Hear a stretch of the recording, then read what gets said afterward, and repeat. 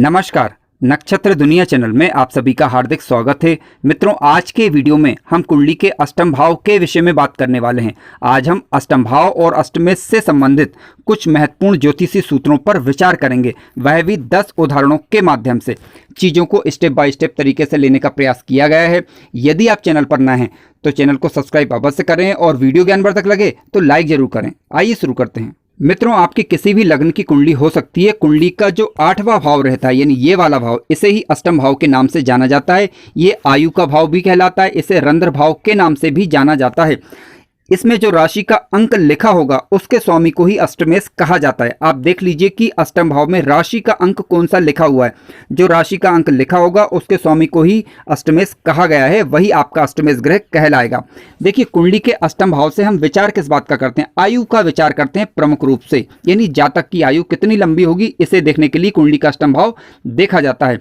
मृत्यु का भाव भी इसे ही कहा जाता है। आकस्मिक घटनाओं का विचार हम यहीं से करते हैं, चाहे वह आकस्मिक धन लाभ हो या आकस्मिक रूप से घटने वाली कोई घटना हो, जैसे कि एक्सीडेंट वगैरह। ठीक है। लाइलाज बीमारी का विचार भी हम कुंडली के अष्टम भाव से ही करते हैं। पैतृक संपत्ति का विचार भी कुंडली के अष्टम भाव से ही किया जाता है। रिसर्च का विचार भी हम यहीं से करते हैं।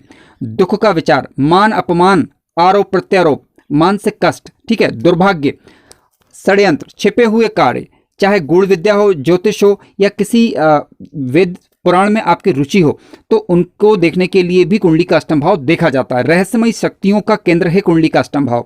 इसके अलावा अज्ञानता का विचार भी कुंडली के अष्टम भाव से ही किया जाता है। इसके अलावा विदेश सेटलमेंट का विचार भी हम कुंडली के अष्टम भाव से ही करते हैं। यानी अपने आप में अष्टम भाव काफी रहस्यों को समेटे हुए है।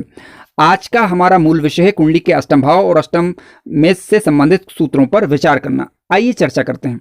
मित्रों, अष्टम भाव से संबंधित आज का पहला ज्योतिषी सूत्र इस प्रकार से है।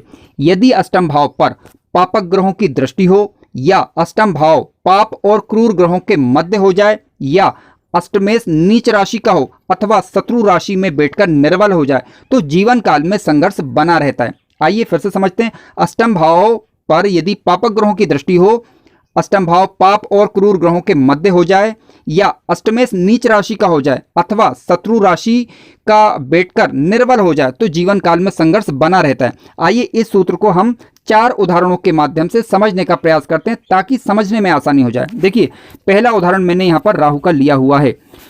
राहु ग्रह कुंडली के द्वादश भाव में बैठे हुए हैं। यहां से वह अपनी नवी दृष्टि से अष्टम भाव को देख पा रहे हैं, यानी अष्टम भाव को वो पीड़ित कर रहे हैं। इसके अलावा मान लीजिए राहु ग्रह कुंडली के दूसरे भाव में बैठ जाए, तब भी वह अपनी 7वीं दृष्टि से अष्टम भाव को देख सकते हैं। इसके अलावा राहु मान लीजिए चतुर्थ भाव में बैठ जाए तो अपनी 5वीं दृष्टि से अष्टम भाव को देख सकते हैं, यानी अष्टम भाव पर पाप ग्रहों की दृष्टि यहाँ पर, पाप ग्रह की दृष्टि यहाँ पर पड़ रही है। मित्रों, ठीक इसी प्रकार मान लीजिए कि अष्टम भाव के दोनों ओर पापक ग्रह अथवा क्रूर ग्रह बैठ जाएं, तब भी अष्टम भाव पीड़ित समझा जाता है। जैसे कि राहु यहाँ पर कुंडली के 7वें भाव में बैठ गए, ठीक है, और 9वें भाव में मंगल ग्रह आकर बैठ गए। देखिए, सूर्य और मंगल को क्रूर ग्रह माना जाता है, ठीक है। राहु यहाँ पर पापक ग्रह की श्रेणी में आएगा, तो राहु कुंडली के 7वें भाव में बैठकर और मंगल कुंडली के 9वें भाव में बैठकर अष्टम भाव को यहाँ पर पीड़ित करने का प्रयास करेंगे, तो ऐसी परिस्थिति में भी जीवन काल में संघर्ष निर्मित होता है। आइए इस सूत्र को तीसरे उदाहरण के माध्यम से समझते हैं। मित्रों, तीसरा उदाहरण मैंने यहाँ पर मेष लग्न की कुंडली का लिया है। आप यहाँ पर देख सकते हैं कि लग्नेश और अष्टमेश एक ही ग्रह बन रहे हैं, जो कि मंगल ग्रह है। अब मंगल ग्रह कुंडली के चतुर्थ भाव में आकर बैठ गए नीच राशि के होकर, यानी अष्टमेश आपके नीच राशि के होकर कुंडली के चतुर्थ भाव में बैठ गए, जो कि ठीक नहीं कहा जा सकता। जीवन काल में संघर्ष की मात्रा को ये बढ़ाएगा, ठीक है। आइए पहले सूत्र को हम चौथे उदाहरण के माध्यम से समझने का प्रयास करते हैं। यहाँ पर आप देख सकते हैं कि मैंने एक धनु लग्न की कुंडली ली हुई है, ठीक है, और यहाँ पर अष्टमेश ग्रह यहाँ पर बन रहे हैं चंद्र, क्योंकि कर्क राशि यहाँ पर आ रही है और अष्टमेश यहाँ पर नीच राशि के होकर कुंडली के 12th हाउस में जाकर बैठ गए। क्यों? क्योंकि चंद्रमा वृश्चिक राशि में नीच राशि के माने जाते हैं, तो यहाँ पर आपके अष्टमेश नीच राशि के हो गए। अतः जातक को जीवन काल में संघर्ष करना होता है, यानी जीवन में संघर्ष की मात्रा बढ़ जाती है ऐसी परिस्थिति में। आइए आज के दूसरे ज्योतिषी सूत्र पर विचार करते हैं। ज्योतिषी सूत्र इस प्रकार से है। यदि अष्टमेश किसी भी भाव में बैठे हों, फिर से सुनिए, यदि अष्टमेश किसी भी भाव में बैठे हों और उन पर कहीं से भी गुरु की दृष्टि पड़ जाए तो ऐसा जातक लंबा जीवन जीता है, यानी दीर्घायु होता है। फिर से सुनिए, यदि अष्टमेश किसी भी भाव में बैठे हों और उन पर कहीं से भी गुरु की दृष्टि पड़ जाए तो ऐसा जातक दीर्घायु होता है। उदाहरण स्वरूप मैंने यहाँ पर मेष लग्न की कुंडली ली हुई है, ठीक है, जो कि जिनके स्वामी मंगल ग्रह बनते हैं। और अष्टमेश की बात करें तो यहाँ पर अष्टमेश भी मंगल ग्रह बनते हैं। अब मंगल ग्रह यहाँ पर भाग्य भाव में आकर बैठ गए हैं, ठीक है। अब गुरु की दृष्टि, मान लीजिए गुरु यदि लग्न में बैठ जाए तो अपनी नवी दृष्टि से नवे भाव को देख सकता है। और मान लीजिए कि गुरु ग्रह यदि तीसरे भाव में आकर बैठ जाए तो अपनी सप्तम दृष्टि से नवे भाव को वह देख सकते हैं। इसके अलावा गुरु ग्रह यदि मान लीजिए पंचम भाव में बैठ जाए तो अपनी पांचवी दृष्टि से नवे भाव को देख सकते हैं। यानी मंगल पर, जो कि अष्टमेश बन रहे हैं, इन पर गुरु की दृष्टि पड़ रही है। तो ऐसी स्थिति में जातक लंबा जीवन जीता है। आइए आज के तीसरे सूत्र पर विचार करते हैं।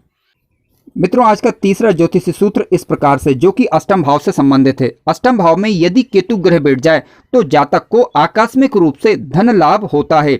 हालांकि ऐसे जातक को नजर की शिकायत बनी रह सकती है, पाइल्स की शिकायत बनी रह सकती है। किसी भी लग्न की आपकी कुंडली हो सकती है। उदाहरण स्वरूप मैंने यहाँ पर केतु को अष्टम भाव में ही लिख दिया है। तो आप देख लीजिए, केतु ग्रह यदि अष्टम भाव में बैठे हुए हैं तो जीवन काल में कभी ना कभी ऐसे मौके जरूर आते हैं जब जातक को आकस्मिक रूप से धन लाभ होता है, विशेष रूप से केतु ग्रह की दशा या अंतरदशा के दौरान। आइए आज के चौथे सूत्र पर विचार करते हैं। मित्रों, आज का चौथा ज्योतिषी सूत्र इस प्रकार से, यदि कुंडली के अष्टम भाव में शनि ग्रह आकर बैठ जाए या कहीं से भी शनि की दृष्टि कुंडली के अष्टम भाव पर पड़ जाए तो ऐसा जातक दीर्घायु होता है, यानी लंबा जीवन व्यतीत करता है। हालांकि ऐसे जातक को स्वास्थ्य की समस्या बनी रह सकती है, जीवन में संघर्ष बना रह सकता है, लेकिन रहा सवाल जीवन का तो जीवन लंबा कहा जाएगा ऐसे जातक का। यहाँ पर उदाहरण स्वरूप मैंने शनि को कुंडली के अष्टम भाव में लिखा है। इसके अलावा शनि ग्रह कुंडली के एकादश भाव में बैठकर अपनी 10वीं दृष्टि से अष्टम भाव को देख सकते हैं। इसके अलावा मान लीजिए शनि ग्रह किसी के धन भाव में बैठे हुए हैं तो अपनी सप्तम दृष्टि से कुंडली के अष्टम भाव को देख पाएंगे। और इसके अलावा शनि ग्रह मान लीजिए कि छठे भाव में आकर बैठ जाएं तो अपनी तीसरी दृष्टि से कुंडली के अष्टम भाव को देख पाते हैं। मित्रों, ध्यान रखें कि किसी भी ग्रह की दृष्टि की जब बात चल रही हो तो नीच राशि की दृष्टि कम से कम नहीं होनी चाहिए। मित्रों, आज का पांचवा ज्योतिषी सूत्र इस प्रकार से, यदि अष्टम भाव का स्वामी अष्टम भाव में बैठा हो या कहीं से भी अष्टम भाव पर दृष्टि डाले तो ऐसा जातक लंबा जीवन व्यतीत करता है। उदाहरण स्वरूप मैंने यहाँ पर एक धनु लग्न की कुंडली ली हुई है, ठीक है। आप देख सकते हैं कि अष्टम भाव में राशि का अंक 4 आ रहा है, यानी कर्क राशि है। अब चंद्रमा यहाँ पर स्वयं आकर बैठ जाएं या फिर कुंडली के धन भाव में बैठ जाएं तो धन भाव से, क्योंकि चंद्रमा के पास एक ही दृष्टि होती है और धन भाव से वह अपनी 7वीं दृष्टि से कुंडली के अष्टम भाव को देख सकते हैं।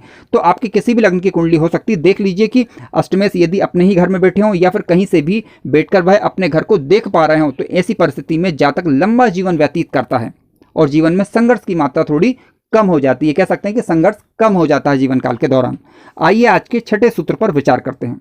मित्रों, आज का छठवां ज्योतिषी सूत्र इस प्रकार से, यदि अष्टम भाव शुभ ग्रहों के द्वारा घिर जाए, जैसे कि अष्टम भाव के दोनों ओर यदि कोई 2 शुभ ग्रह आकर बैठ जाएं तो ऐसी परिस्थिति में भी वह जातक को लंबा जीवन प्रदान करने की क्षमता रखते हैं। यानी अष्टम भाव मजबूत होगा, शुभ ग्रहों के प्रभाव में आ जाएगा तो जातक लंबा जीवन व्यतीत करता है, जीवन में संघर्ष की मात्रा कम हो जाती है।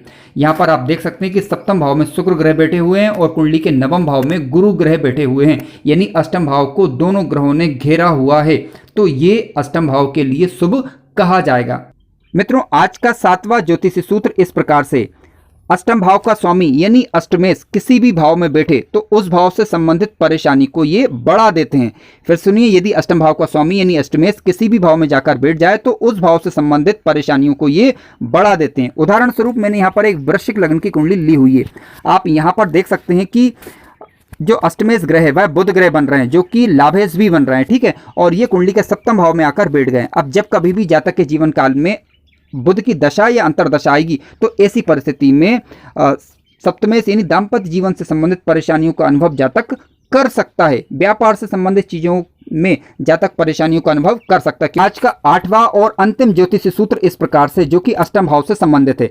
अष्टम भाव में कोई शुभ ग्रह बैठा हो या फिर अष्टम भाव पर शुभ ग्रहों की दृष्टि हो तो जातक लंबा जीवन जीता है। यानी बुरे वक्त में आकस्मिक घटना के दौरान वह ग्रह जातक की रक्षा करने का कार्य प्रमुख रूप से करते हैं। उदाहरण स्वरूप मैंने यहाँ पर गुरु ग्रह को कुंडली के अष्टम भाव में लिख दिया है, ठीक है। गुरु ग्रह यहाँ पर अष्टम भाव में उपस्थित हों या कहीं से भी इनकी दृष्टि पड़ जाए या फिर शुक्र ग्रह की कहीं से भी दृष्टि पड़ जाए कुंडली के अष्टम भाव पर, क्योंकि शुक्र को और गुरु को सर्वाधिक शुभ ग्रह की श्रेणी में रखा गया है। तो ये जातक के जीवन को लंबा करने का कार्य करते हैं और विपरीत परिस्थिति में जातक की बुरी स्थितियों से रक्षा करने का कार्य करते हैं। मित्रों ध्यान रखें कि आप अष्टमेश से इनकी मित्रता अवश्य चेक कर लें और लग्न से इनकी मित्रता जरूर चेक कर लें, यानी ये तात्कालिक रूप से कम शत्रु ग्रह नहीं होना चाहिए, इस बात का ध्यान रखना है। और शुक्र या गुरु की दृष्टि अष्टम भाव पर जब भी पड़े या फिर ये दोनों में से कोई भी ग्रह बैठा हो तो वो नीच राशि का होकर ना बैठा हो, इस बात का हमें ध्यान रखना होगा। मित्रों वीडियो ज्ञानवर्धक लगा हो तो लाइक जरूर करें और चैनल पर नए हो तो सब्सक्राइब भी कर लें। धन्यवाद।